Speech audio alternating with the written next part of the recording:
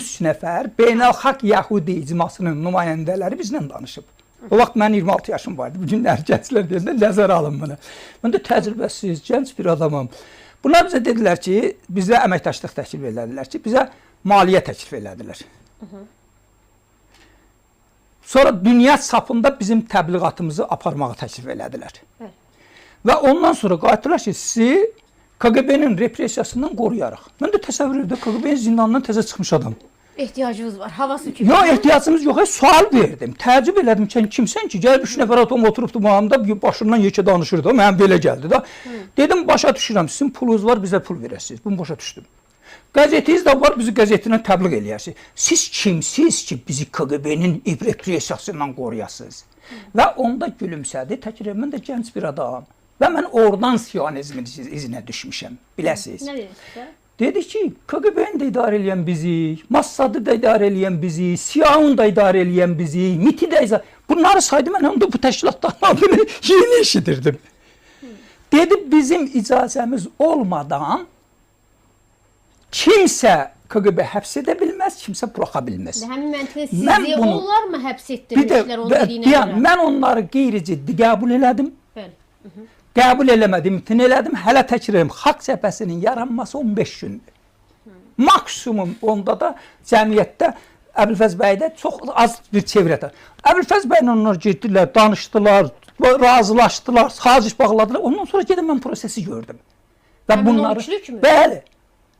Mən bunları rədd etdim. Ciddi ittihamdır da bu, bilirsiniz yəqin. Aysolda onun üçün məcbur elədiniz dedim, mən bunu kitabımda yazmışam. Mən heç xəbərim yoxdur. Siz dediniz, mən də soruşdum. Aysol, mən də dedim ki, bu çox ciddi ittihamdır. Siz İttiham deyil, bəli. Əbülfəz bəy həmin dövrdə bunlarla ciddi əməkdaşlığa, Əbülfəz bəyin o fetişləşməsində bunların rolu olub. Və ilk gələndə də yadına salım, 98-ci ildə yadınıza salım, Əbülfəz bəyin şeyə qayıtmasından, hakimiyyətdən yenidən qayıtması. Həmin o vaxtda Bünyamin Netanyahu deyəsin baş nazir idi, gəlirdi Azərbaycana.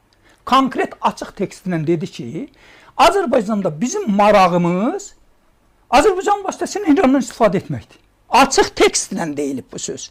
Həmin Bünyamin Netanyahu. Həmin dövrdə Elçibəy hakimiyyəti dönəmində necə istifadə olunur? Yox, Azərbaycandan, yəni söhbət ondan getmir. Deyirəm ki, o dövrdə də saziş imzalandı ya, nə gördü, nə faydasını gördü həmin o təşkilat?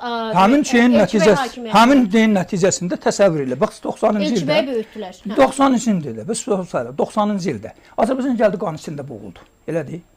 Yüzlərlə adamlarımız şəhid oldu. Yüzlərlə adamlarımız həbs edildi. Ancaq həmin Əbülfəz bəyin çevrəsində olan adam bir dənəsinə nə gözünün üstə qaşın var deyən olmadı, nə həbs edildi, doldurdular parlamenti. Əslində 90-cı ildən sonra Əbülfəz bəyin adı dəyişildi, Elçi bəy propagandası dünyada yayıldı 20 yanvardan sonra. Və bunlar bu mifləri yarada bilirlər. Bax, indi mən bu... İndi bir dənə də həqiqətidir. Efirə indi Elçibəy hakimiyyəti dönəmində rəhbərlikdə olan şəxsdən kimsə bağlanmaq istəsə, mən məcbur olacağım açmaq. Bağlanmaq üçün problem yox. Diqqətlə, pür diqqət bizi dinləyirlər. Amma sən Pənah bəyə bağlanmaq istəsə, digər başqaları kimlər, həyətdə olanlar bağlanmaq istəsə, çünki çox ciddi ittiham idi. Mən tam başqa bir mövzuda danışırdım, siz gətirdiniz o tərəfə. Yox, Sevinç xanım, mən bunları vurğuladım ki, bunların planı təsəvvür edin. Bu 89-cu ildir. Hələ SSR-i var.